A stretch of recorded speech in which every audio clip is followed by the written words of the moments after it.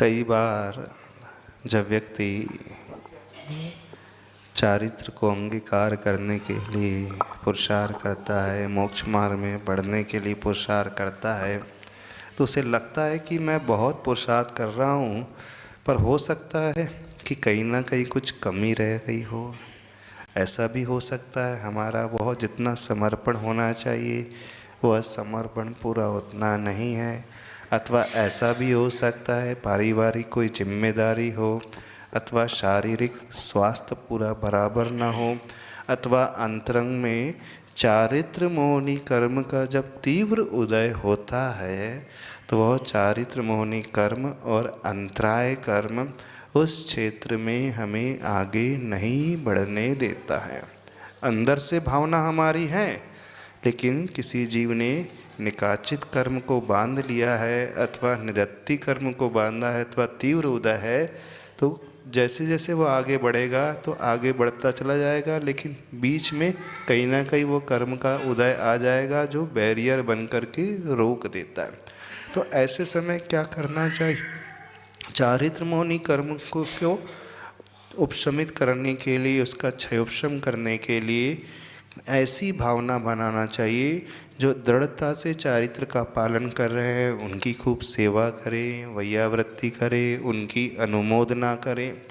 यदि हम स्वयं नहीं बढ़ पा रहे हैं तो जो इस क्षेत्र में बढ़ना चाहते हैं उन्हें प्रेरित करें, उनके लिए सारी अनुकूलता बनाते चले जाएं। प्लस चारित्र मोहनी कर्म को हमने क्यों बांधा था और अंतराय कर्म को क्यों बांधा था? तो कषायो दया तीव्र परिणामश चारित्र मोहस्य, अर्थात पूर्व में इस जीव ने कषाय के उदय में तीव्र परिणाम किए थे। तो अब वर्तमान में क्या करना चाहिए? जब जब ऐसे निमित्त मिले तो हम तीव्र परिणाम न करें, समता का भाव धारण करें।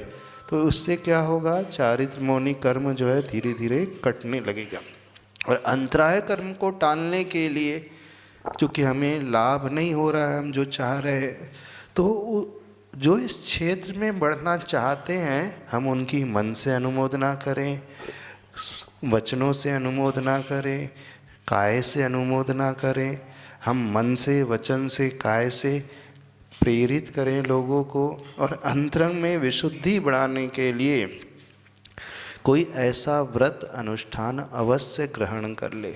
जैसे 64 रिद्धि का व्रत अथवा कर्म दहन का व्रत लेते हैं तो उस तप के माध्यम से पुराने प्राचीन कर्मों की निर्जरा भी होती है।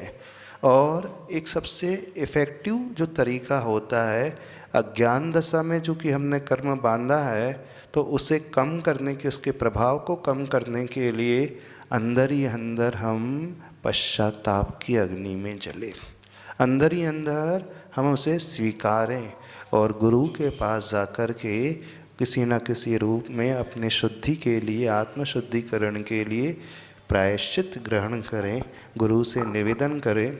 इन कार्यों को जब व्यक्ति करेगा तो नियम से उसका चारित्र मोहनी कर्म का उपशम होगा, क्षयोपशम होगा और अंतराय कर्म का भी जो तीव्र उदय था वह कम हो जाएगा।